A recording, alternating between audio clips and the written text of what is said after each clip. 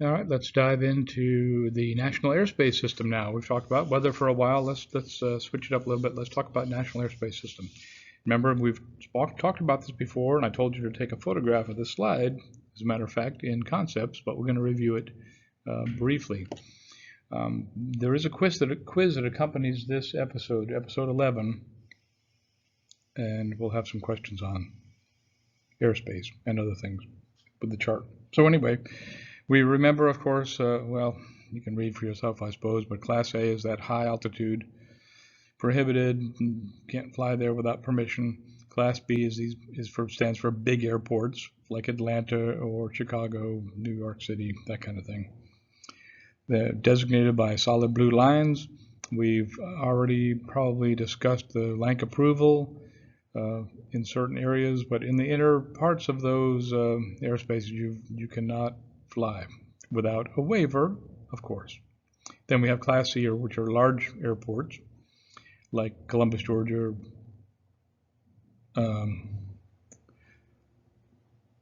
Savannah. I'm trying to think of a few examples, but they're marked by a solid magenta line. Then we have Class D, which is a dashed blue line, which is medium-sized airports. All of those, you require permission from air traffic controllers to fly into it. Now, of course, with blank approval, then that's pretty much automatic. Don't need to talk to anybody, of course, or don't have to get a waiver to fly on that. Class E with an airport is dashed magenta line, so it's from surface up to 2,000 something feet above the airport. Then Class E without an airport, that's that gradient blue, or it may be magenta, gradient magenta lines, sort of shady lines. That's 700 feet close to the airport and 1,200 feet outside the airport. And below that is Class G, which is good to go. Class E with an airport all the way to the surface. But Class E without an airport, without the dashed magenta line, it's just a gradient shaded line, and you're good below 700 feet. Of course, we cannot interfere with manned aircraft, so if it's around an airport, you obviously need to be listening and not interfering with air traffic control. So that's basically that. Then we have the other kind of special use airspace, prohibited, blue hatch line with the name starting with a P. We're not allowed in prohibited airspace. Restricted, we're not allowed if it's hot, they call it hot, be active without permission. Or the chart at the very top, typically at the top, but somewhere on the edge of the chart, they'll have that, the name with an R, and it may say that it's inactive at certain times, and you don't have to get permission, of course. National security areas, purple box with a call out. Warning areas, military operating areas. We're going to look at a sample here in a little bit, an example. And alert areas, yeah, you can fly in there, but be careful. Military training routes are those gray lines with a name attached to it. If it's a 4-digit, and what they mean by a name is typically a number. If it's a 4-digit number, it means that they may be high-speed aircraft flying below 1,500 feet above the ground, which is where, getting close to where we are. You can check to find out if they're active, or you just fly in it and be very careful. The air defense zones are around the borders, so yeah, we don't have any of those over the states. TFRs, temporary flight restrictions, super important. They're not listed on charts. They pop up and they go away. You're not allowed to fly on them. You need to check with www.tfr.faa.gov or call flight service and ask them about if there are any. That's really important to always check to make sure there is not a TFR in your area, either online or call them on the radio, or call them on the telephone rather. All right, so that's special use airspace. Going through it pretty fast because we've talked about it before. We have Nodems. We have different kinds of Nodems. As far as I know, most of them are not questioned about this. If you were to become a commercial manned aircraft, you'd have to be more aware of these. But there's different kinds, 5 categories. FTC Nodems. They're the ones that contain regulatory changes and these TFR, temporary flight restrictions. They're the important ones for us anyway. Super important. So changes, airspace changes, they typically publish every 28 days. and others are published whenever they're needed. You can, we've demonstrated this before, you can go online and look for Nodems and then have to interpret them. You know, go to 6A2 to read the Griffin modems. We did that in class. Or you can go to, or you can call them on the phone and ask about Nodems, of course. So there's other kinds as well. There is special activity Nodems are published when an activity occurs outside the published scheduled times. Nodems are, okay, and then there's other ones. Nodem D, or distance, are transmitted with hourly aviation weather reports. Then there's pointer Nodems highlighting a point to other Nodems, and then there's military Nodems. So there's lots of them. Really, the main one is FTC Nodems. You need to be aware of that. The reason they're published is something happens between charting. Often something will happen between charts. Charts are only published occasionally. They don't, every little tower that somebody builds or skyscraper somebody builds, they don't put it on the chart. So if something comes up in between, it'll go onto a Nodem. Or in the case of Griffin, when one of those strobe lights on top of the tower burns out, they're supposed to call and get a Nodem put out. Or I've done this here, is put a Nodem out for drone flying around the school here, so helicopter pilots don't try to, can be aware that there's something going on here. Okay, so Nodems, notices to air wind. Yeah, there's the example, 6A2. Check that out if you wish, and look at what that looks like. But we've done it before. So, all right, here's a part of a sectional chart here, and there's one tower, of course. Over here, there's a single tower. Then here's a group tower. These are two towers. Or maybe four towers. They don't put four towers up there. They just put a double thing there to let you know there's more than one tower in that area. This is not the one right outside the college here. Okay, so what's the important thing is there'll be questions on the exam, and you need to know this as well. This number, the top number is mean sea level, and the bottom number is above ground level. So review, okay? So in this case, you can, over the top of these towers here, you can fly above them. So that's above 400 feet. So you're flying to the top of the tower. Wow, you're 500 feet above the ground. You're illegal. No, you're not illegal. You're allowed to, if you're within 400 feet of that tower, you can fly 400 feet above that tower. So you can fly to 900 feet within 400 feet all the way around and be legal. You didn't know that, and that's, you know that.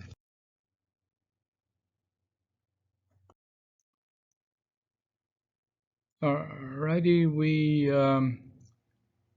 need to know, or at least be reminded of latitude and longitude, what that means and how to find that it's on a chart. This is necessary for the written test. But it's also useful, will be useful if you decide to get into mapping, not when you're in the field necessarily, but when you come back to process the information, you'll need to be aware of these coordinate systems. Okay, so we have latitudes and longitudes are the two basic ones. I'll use the black line here. All right, latitudes. Okay, let me draw a picture of the Earth here. Oh, lovely. This is the equator that goes across the middle. Lines of latitude are these lines that go like this, right? They're long at the equator and they get shorter and shorter as you get north or south. Well, okay, I'm not the greatest artist, but this being the South Pole and this being the North Pole. All right, the equator being that one straight through the middle. The equator, oh, by the way, the equator has a latitude of 0 degrees. And, you know, they go 10, 20, 30, 40. We're around mid-30s latitudes. We're in the mid-30s latitudes. 32, I think it is, somewhere like that.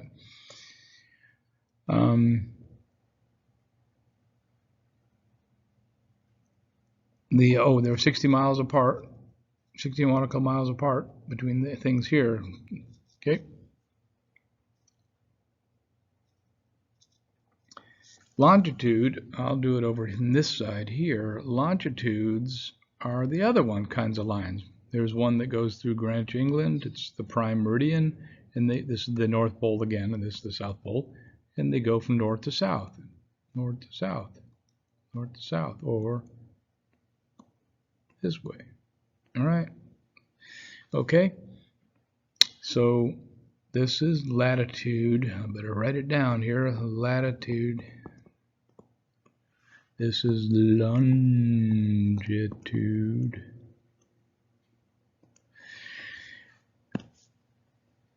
Longitudes are east and west. Okay, so this is 0, the one right down through Greenwich, England. That's this one right here. That line that goes down there, that is 0. This is 10 degrees. This is 20, 30, 40, 50, 60, all the way around to we're about, what, 80, 70, something with the 70 and 80.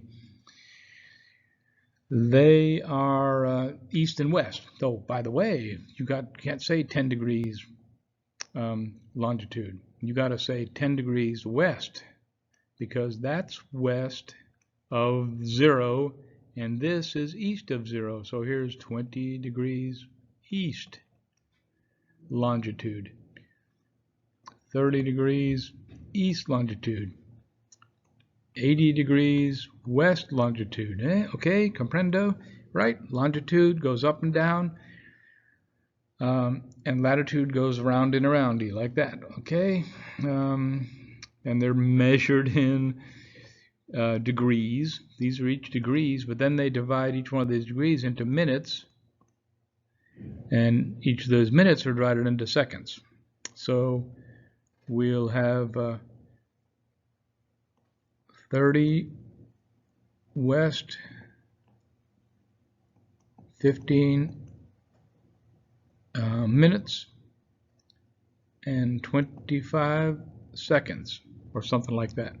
Well, that'll only tell us where we are on one of these lines. It won't tell you how whether you're north or south of the equator. So you have to add to this longitude thing. You got to come up with a latitude one. Latitude being that way would be, the equator would be 0. I already said that. And then you'd have to say 10 north, 20 north, 30 north, 40 north, or 10 south, 20 south, 30 south. Otherwise, it doesn't make sense. So you have that comparison. Okay, so now latitude, you might say something like, what I say, 35 north, degrees north, 15 minutes, 35 seconds. So you take, and that would be, of course, latitude. So you take the longitude and latitude, and you get a cross-reference of a specific point on the globe. That's the point of the point, is that you take the longitude and latitude, you can find any specific spot on the Earth. Or they also have latitude and longitudes on the moon, and they have latitude and longitudes on Mars, right? So because it's just a way to find a location on the Earth. So they get, as far as longitude, just to be aware that they get closer together towards the north. See, they all sort of converge the North Pole and the South Pole. You can't see it, but they get closer together there. So just so you're aware, that's why they call these latitudes, they call them parallel, because they're parallel, but their longitude is not parallel. They come closer together as you come close to the pole, just so you're aware. 0 degrees is also where we take Zulu time. This is where we pick the 0 hour too. So it's interesting. So 0 hour, 10 degrees west, 15 minutes, etc., etc. Okay? Maybe I'm belaboring the point, but this is often confused on the test. Okay, so we need to look at an example, right?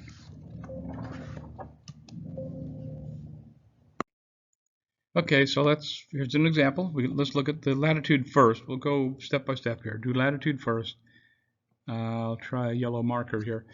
Well, here's a line of latitude, goes across here in my yellow marker. There's 36 degrees. 36 what? Latitude. Now we can make some logical conclusions here. We know where this looks like the United States. We know we're north. We're north of the equator, so this would be north 36 degrees. The little circle there is degrees. And since we're going north, they're going to get bigger. So next one up will be 36, will be 37, right?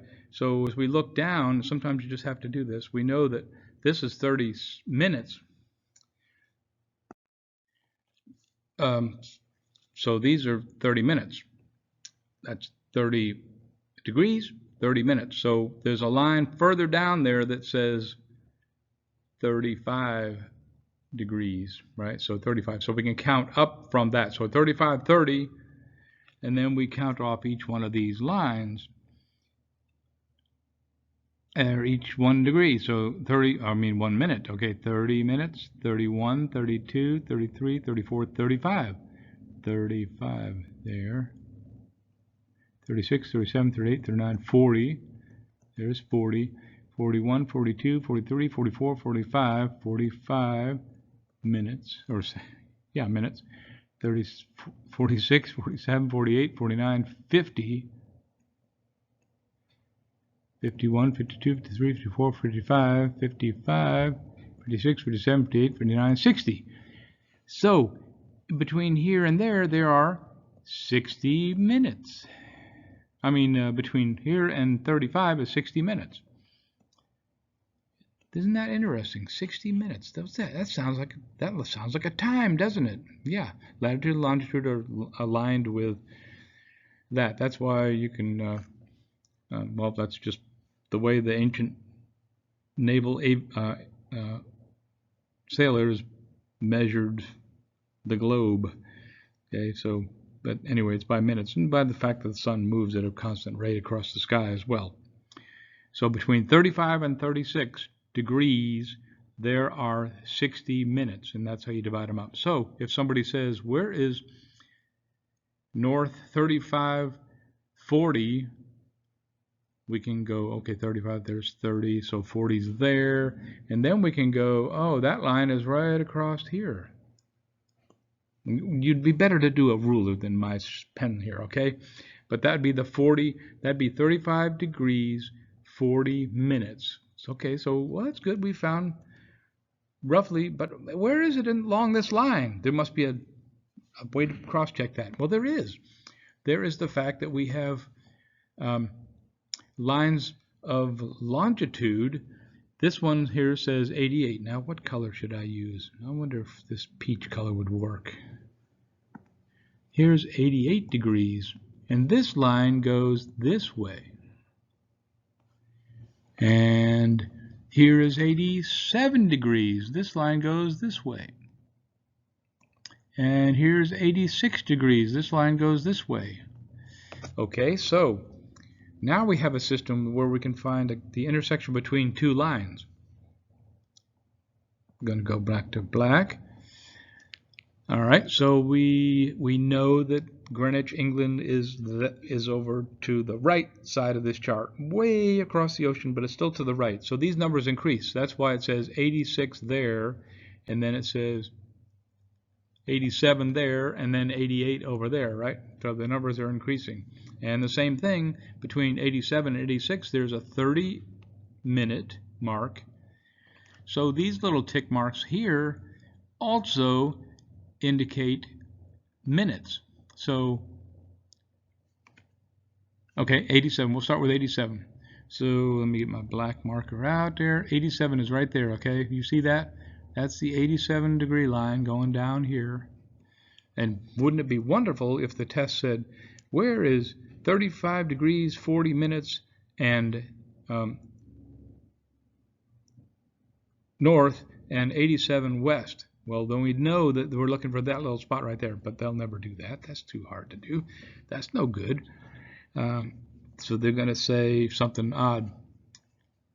So we look at this thing the same way. It would be nice to have a ruler or something to make straight lines, but 87 degrees, 87, and 1, 2, 3, 4, 5, 6, 7, 8, 9, 10, 11, 12, 13, 14, 15, 16, 17, 18, 19, 20, 21, 22, 23, 24, 25, 26, 27, 28, 29. Okay, there's 60 minutes between 87 and 88. 60 minutes. Right? It's all minutes, degrees. And if we wanted to get a little tiny magnifying glass, we could find the seconds. They'll often give you the seconds, but for the purpose of finding an airport, it's not that necessary.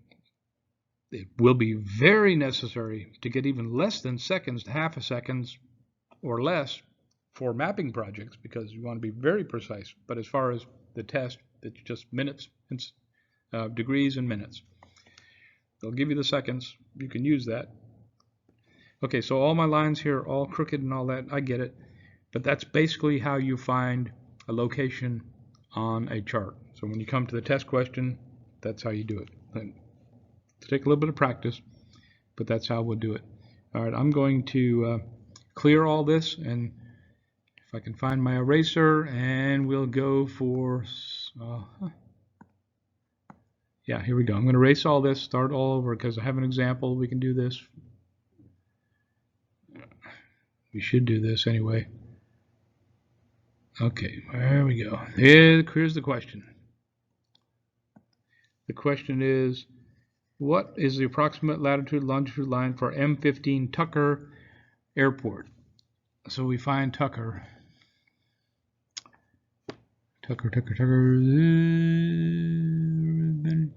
Maury, Baker. Oh, here he is, Tucker. There's Tucker right there, Tucker Airport. Okay, so we said that this is down below, way down there is 35 degrees, or 35:30. So now we count up from 35:30, 31, 32, 33, 34, 35, 36, sort of, maybe 35, 36 minutes. So 35, 36 minutes. 35 what? North. Or you can say north 35 degrees and 36 minutes. Okay, that gives you that one, but that line goes all the way across the chart. So we need another line. We need one going up and down. So we know that it's 87 here, 87:30, and then, well, we can go right down here. That's still the 87 line, 87:30 line. 87:30, 31, 32, 33, 34, 35, 36, 37, 38, 39, 40, 41, 42, 43, 44, 45, 46, 47, 48, 49, 50, 51, 52. Looks like 52 is the line that goes like that. So we have a line that goes, a really sloppy line here that goes like that and like that. This line being 87:30, and oh, did I lose count already? 87 degrees, and of course this is west. 87, 30, 30, 40, 52 minutes. So that's where this is located, is north 35 degrees 36 minutes, west 87 degrees 52 minutes. And the answer is 35:59 north, 35:59, so I miscalculated that, and west 87:8. So I was off on that one too, but that just accounts for the fact that on my monitor here it's pretty small. But yeah, excuses. But the answers for the test are not going to be, they're going to be different enough so you'll be able to tell, even if you're a little sloppy with the drawing. It's not like that. It'll say, west 35 degrees or something like that. So anyway, I did the best I could, but hopefully that makes sense. Obviously, ask me questions. Let's get back to it. Now the video is getting very long, so let's move on. All right, excerpt from a sectional chart of North Atlanta, or North Georgia mountains up there. The snowboard MOA, that's the military operating area, right? And you find information about that on the border of the chart. It'll say snowboard MOA, active from 8 in the morning till 10 at night or something like that. I don't know. Just high-speed aircraft in that area. So That's where you'd find the information on the board of the chart. We have other things on this chart that we should be aware of. We have contour lines. Let's find a nice little pen here. So here's a 4,000 foot contour line. That's this line right around here. It says that's 4,000 feet above mean sea level. Whoops. So where it's telling you that there's lower contours lines. Then we have like, oh, it's the point of the top of that hill is at 4,700 feet. Question: how high can you fly above? How high can you fly over the top of that hill? 400 feet above it. It's above ground level. That has nothing to do with it. But if you want to know what the mean sea level altitude was, that'd be interesting. 4,700 feet plus 400 feet is 5,200 feet above the ground. Just be aware that so you can fly legally. If this was not a state or national park, you'd be legal to fly at 4,200 feet above mean sea level. Just be aware that the air is very thin there, and, well, your drone is not going to fly very well. There's other things on this chart. I've already mentioned that before, but here's a tower at 2618 MSL, 256 feet above the ground level. Here's another hill down here. Look at this. It's down here, the bottom corner down here, 5,256 feet. That's a pretty high hill. What do the magenta colored airport symbols mean? Uncontrolled airport. What does this thing here mean? It's a tower, transmission tower for wires. The little blue or little yellow color, that's just the town. They're giving you towns. Oh yeah, right. The IR-82 up here in the upper left corner. That's a military training route. If it has 2 digits above, it's above 1,500 feet. IR means it's under instrument rules. They may fly with a visibility of less than 3 miles on this route. So it could be high speed, could be high speed military traffic. It's a military training route, so they can do their thing down there. And they might be flying faster than 250 miles an hour, right? So they might be going very fast, so they're being alert. Now, if it's a 4-digit number, this is AR-82, that's 2, but if it has 4 digits and it had VR in front of it, VR 10 or 12, 15, it would be it would mean that is in a daylight visual flight rules, it could be below 1,500 feet. That would be even more important to us to avoid that area. All right. Those are just a couple of the, you can see it even tells you what direction it's going in as you follow along that route. They're going to be traveling in that direction. They're going to change direction here. So just be aware that that's what that means. There are questions about that. Military training route, low altitude, high speed, military traffic. Could be a high speed helicopter, which isn't that fast, but it's much faster than you are. Yes, that I think was all I was going to talk about in that one. And then we're going to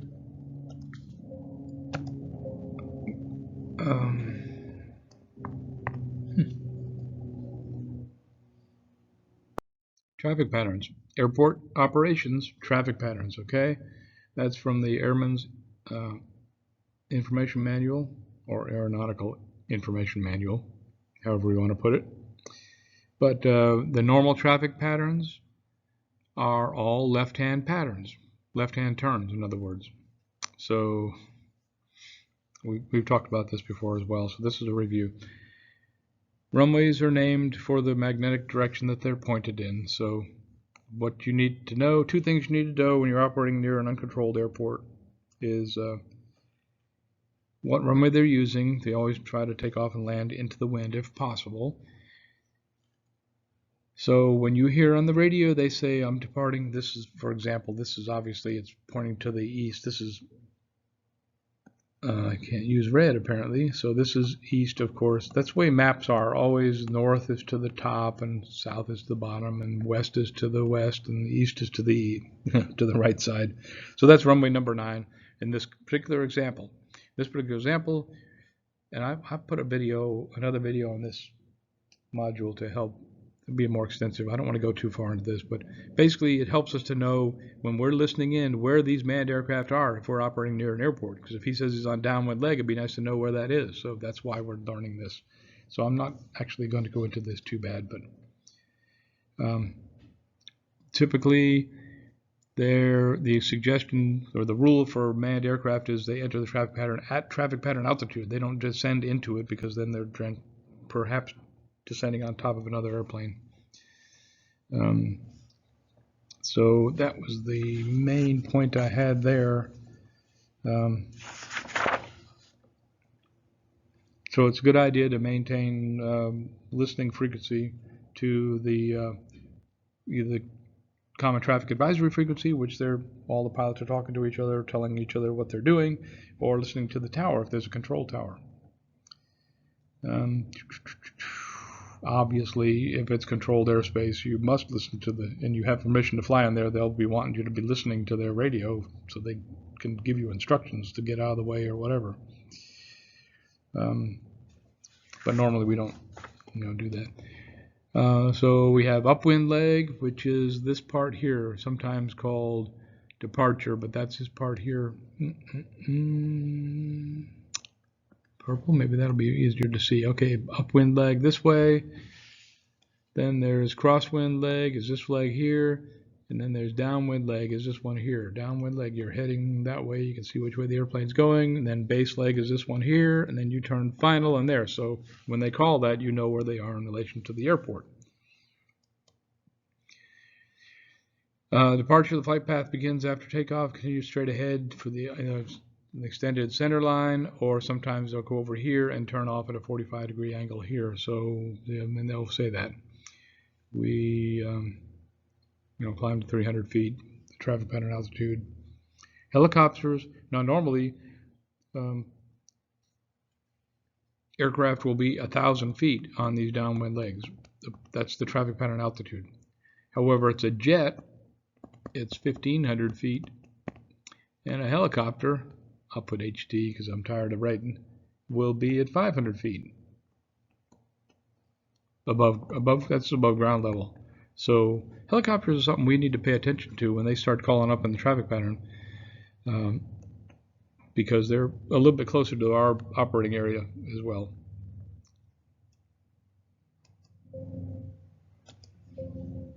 This is just an example of an airport with more than one runway. Now we're talking about pretty complex airports.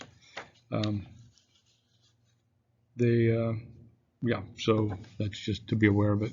But it is pointing out a fact that there are some airports, and there are some, since left-hand patterns are standard, there are some airports that's listed non-standard or right-hand patterns for a particular runway. So you obviously see this guy here,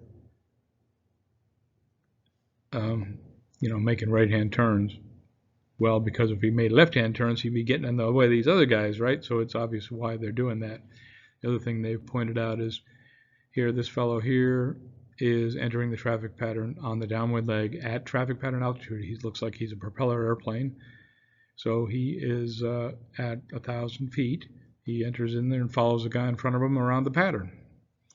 These fellows over here, they're leaving the pattern, so they leave either straight out or they turn off about 45 degrees. Same thing with these guys over here with the left-hand standard patterns, they turn that way. So you do need to pay attention whether it's right-hand patterns or left-hand patterns, and they'll be marked on the chart. Okay, this has been a brief but long 34 minute video. Next episode, we're going to talk a little bit more about airport operations, runway numbering, airport markings and signs, and some more about radio communication. So, okay, thank you for your attention, and do the quiz.